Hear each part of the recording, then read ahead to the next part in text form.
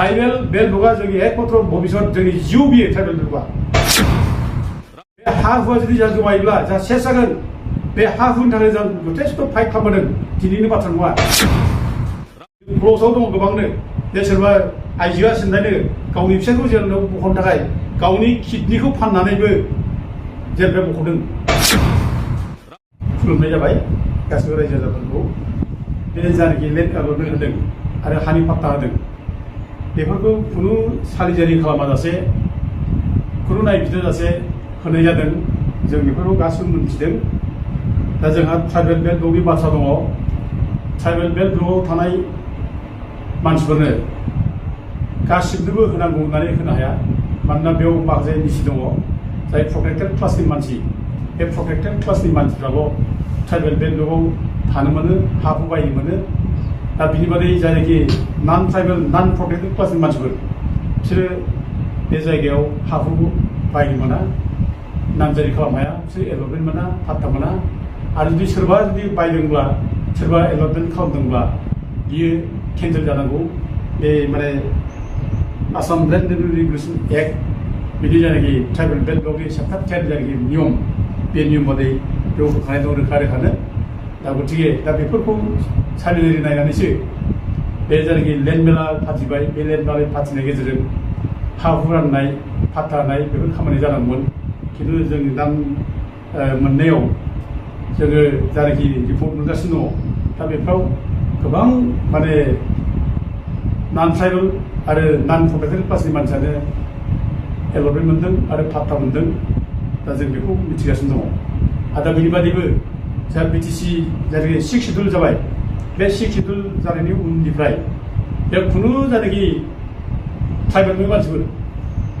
बे ट्राइबेल नङै मानसिफ्राबो ट्राइबेल बेल्ट ब्लकनि बाहेरावब्लाबो बिटिसि एरियायावनो खुनु ट्राइबेलनि हाखौ बायनो मोना हाफ्रा ट्रेन्सफार जाया दा बे हिसाबै बेफोरखौ नायाहुसियानो दिनै बेफोरखौ बिजिराब्लानो हाखौ नानलाबायदों गावसोरखौ माने गुबुन हारिफोरनि अनसुला देखायनानै गावसोरखौ हा रानग्रा होननानै देखायनानै बिसोर दिनै हाखौ रानलाबायदों जोंहा ट्राइबेलफोरनो हा होनायाव जेबो आपत्ति गैया ट्राइबेलफोरनो हा नांगौ आरो ट्राइबेलफ्रा जेरावखि थाया मानो कासावनो था बा ग्रेजिं फिल्डआव था अबेबा फरेस्टआवनो था अबेबा दैबबारियावनो था रिभारेन्ट एरियायावनो था बे गासिबो ट्राइबेलफ्रा हा मोनजोबनांगौ बे आयेनाव रोखा रोखा दं ट्राइबेलखौ खुनु प्रकारै जाय जेरावखि थायाखै मानो जि समनिफ्राय थाबाखै मानो बिसोरखौ होखारलाबायनो हाया बिसोरखौ एभिक्सन खालामनो हाया आलाय सिलाय खालामनो हाया बे आयेनाव दङ आरो जुदि सोरखौबा जुदि इलिगेल भाबै थानाय मोनदोंबा बबेबा ट्राइबेल मानसिफ्रा बबेबा जायगायाव जुदि इलिगेलि हा दखल खालामनानै लादोंब्ला जेनेबा फरेस्टफ्रावनो हा दखल खालामनानै लादोंबा बा बबेबा गभर्नमेन्ट हाफ्राव जुदि हा दखल खालामनानै लादोंब्ला दा बेफोरखौबो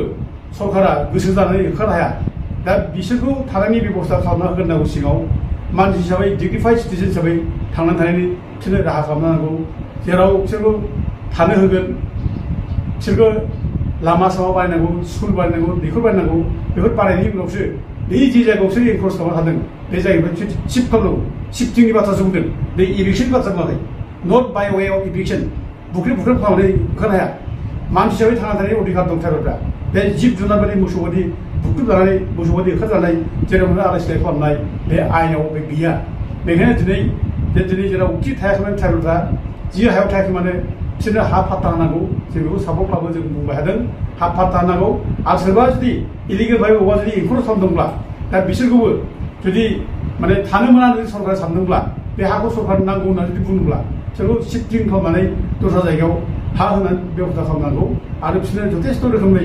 थानाय बेबस्था खालामनांगौ न' बां दैखर लामा स्कुल बानायना होनांगौ बे सुबिदाखौ बानायना होनांगौ बेनिफ्राय बिसोरखौ शिफ्टिं खालामनांगौ बेफोर खामानिखौ बे बिटिसि सरकारा मावनांगौ आरो बे बिटिसि सरकारा पियरलि माने ट्राइबेल एरियाखौ लानानै माने बानायनाय बे बिटिसिआ ट्राइबेल एरियाखौ लानानै बानायनाय ट्राइबेल बेल्ट ब्लक एरियाफोरखौ लानानै बानायनाय बे ट्राइबेल एरिया एडमिनिस्ट्रेसन बे ट्राइबेल एरिया एडमिनिस्ट्रेसनाव ट्राइबेलनि माने अधिकारानो बांसिन बे ट्राइबेलफोरनि हाफोरनि अधिकार ट्राइबेलफोरनि राव हारिमु ओमफ्राय इकनमिक माने डेभेलपमेन्ट बेफोरनि थाखायनो बे बिटिसिखौ दानानै होनाय जादों दा बे बिटिसिआ जोंनि सरकार बे आरो बे जोंनि BTCआ जोंनि थाखाय जुदि मावाब्लानो जोंखौ जुदि आलाय सिलाय खालामब्ला जोंनो जुदि हा हु होगासिनो जुदि जोंनि मानसिखौसो ओंखारोब्ला आरो मालायखौसो जुदि जोङो बजबना लानानै मालायसो हा होनानै जुदि राजनिति खालामब्ला बे अननाय बे अगेन बे आरो बेजों जोबस्रांगोन आरो बे जोबस्रांनाय बे मोनसे लामा बियो दा दिनै जोङो नुदों जे लेटेस्ट जानाखि नैबे माजबाद सार्कोल माजबाद रिभिनिउ सार्कोलाव जानाखि हा होबाय थानाय दा बेखौ गबिन्द बसुमतारी डेपुटि चिफ माने बिटिआरनि दा बिथाङाबो दाखालि बुंखांबाय जे गावनि माजबाद रिभिनिउ सार्कोलनि आन्दाराव माने हा रानदों गोबां माने हा गैयिफोरनो हा रानदों होनना बुंदों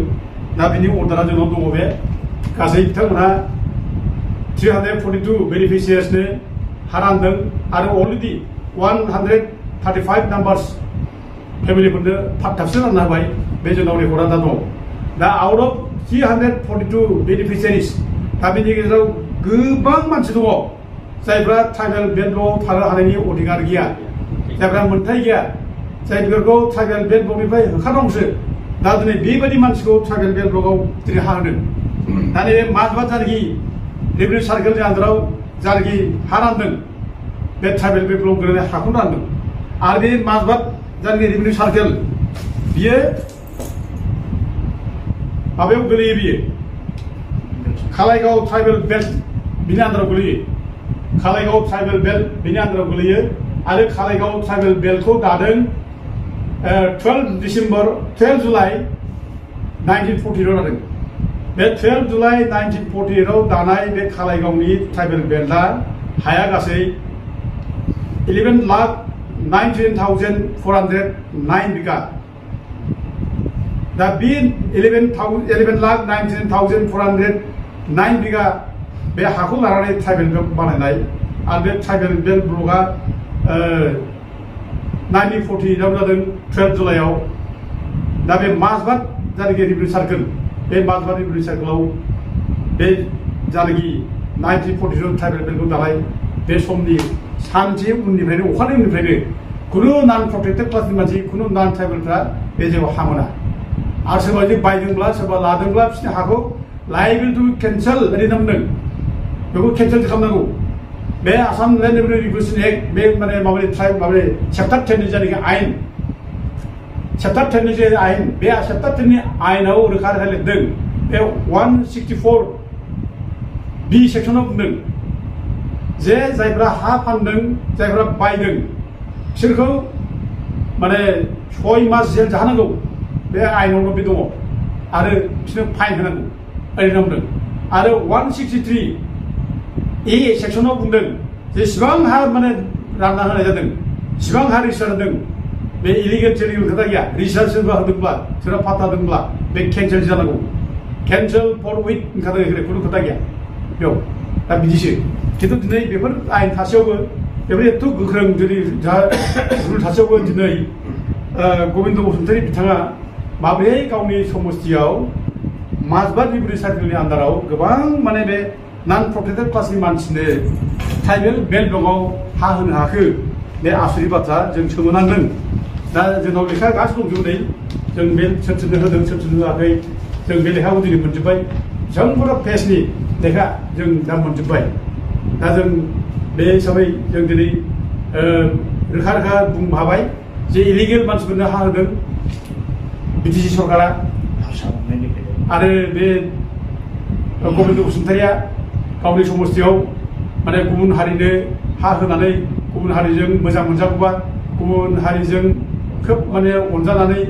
भट मोनगौब्ला दा बे सार्थआव दिनै बे हाखौ रानदों होनना जों मिथियो बे राजनिथि बियो आरो जघन्य राजनिथिखौ जों माने मुगैयो आरो जों बेखौ रावबो रायजो राजाफ्रा सापर्ट खालामनाङा ट्राइबेल बेल्ट ब्लकआ जोंनि एकमात्र भबिष्यत जोंनि जिउ बियो ट्राइबेल बेल्टआ जोंनि निरापत्तानि मोनसे रैखा कवच बियो बे हा हुआ जुदि जा गोमायोब्ला जा सेस जागोन बे हा हुनि थाखाय जों जथेस्थ' फाइट खालामदों दिनैनि बाथ्रा नङा जों दिनै गोरा जानानै बुंनो हाया जोंनि सिगां 1930 सोनिफ्रायनो बै समनिफ्रायनो जोंनि लिडारफ्रा ट्राइबेल लिगनि लिडारफ्रा नांबोदों जेरै भीमबर देउरिमोन जेरै रुपनाथ ब्रह्ममोन माने जोंहा माबा मा होनो सतिश बसुमतारीमोन ओमफ्राय जा कालिचरण गुरुदेबमोन ओमफ्राय माबा खाख्लारिमोन बियो जादब खाख्लारि दा बिथांमोना नाङै नांनानै जोंनो आलदायै जोंनो मोनसे हाहुनि आयेन 1947आव दानाय होदों 1947नि माने चैप्टार 10 बेखौ दानाय होनाय जादों दा बिनि सिङाव ब्रिटिश गभर्नमेन्टआ जेब्लानाखि बेयाव आसामखौ सेना लाफैयो जोंनि बर' रायजोखौ सेना लाफैयो बर' रायजो सेना लाफैनायनि उनाव ब्रिटिश सरकाराबो इस्ट इन्डिया कम्पानिया जोंनो 1886आव मोनसे ट्राइबेलफोरनि हानि प्रटेक्शननि थाखाय बेबस्था खालामदोंमोन खिन्थु नैबे Assam land revenue regulation act 1886आव ब्रिटिश सरकार दानाय बे आयेनजोंबो हाया निरापदा जायाखै बिनि उनाव फैयै बे लेन्ड रेभिनिउ रेगुलेसन एक्टखौनो आरोबाव सोदांनानै एमेन्डमेन्ट खालामनानै 1947आव बेखौ माने गोदानै मोनसे सेपारेट भाबै ट्राइबेलफोरनि थाखाय आयेन बानायनाय जाबाय ट्राइबेल बेल्ट अफ प्रटेक्शननि थाखाय चैप्टार 10 दाना होनाय जादों दा बेजोंनो दिनै जों बे खामानिखौ दिनै ट्राइबेलनि हाफोरनि थाखाय जों दिनै निरापदानि थाखाय जों दिनै मोननो हादों दा फार्स्ट जोंनो चैप्टार 10 नि नियम बादियै 1947आवनो जोंनो ट्राइबेल बेल्ट ब्लक दानाय जादों 1947 5 डिसेम्बर 1947नि 5 डिसेम्बरावनो ट्राइबेल बेल्ट ब्लकखौ दानो होनाय जादों दा बिनि उनाव 1948आवबो दादों 1949 दादों आरो बिनि उनाव गुबुन गुबुन समावबो दानाय जादों दा बे जि समनिफ्राय ट्राइबेल बेल्ट ब्लकखौ दादों बे समनिफ्राय खुनु जायगायावनो बे ट्राइबेल बेल्ट ब्लकआव नन प्रटेक्टेड क्लासनि मानसि नन ट्राइबेल मानसिफोर हाबनो मोना थानो मोना नामजारि मोना आरो सोरबा जुदि इलिगेल भाबै जुदि नामजारि खालामदोंबा बेखौ होखारनांगौ बे आयेनाव दङ केन्सेल खालामनांगौ दा बे आयेनाव दं जों दिनै बेखौ लानानै जोङो दिनै फाइट खालामदों जों अन्तत मख'नाय जायो बड'लेण्ड जनजाति सुरक्षा मन्चआ 2009निफ्रायनो जों बे ट्राइबेल बेल्ट ब्लकनि हाखौ उद्धार खालामनांगौ होननानै जों जुजिबोदों नाजाबोदों नाजायै दिनै बेनि गेजेराव जोंहा हाइकर्टआवबो मोनसे जों अर्डार मोनदों बे 2019आव बे ट्राइबेल बेल्ट ब्लकआव जेसेबां इलिगेल एनक्रोचमेन्ट जादों बेखौ होखारजोबनानै ट्राइबेल हाखौ ट्राइबेलनो रानना होनांगौ नैबे मोनसे अर्डार जों मोनदों दा गतिके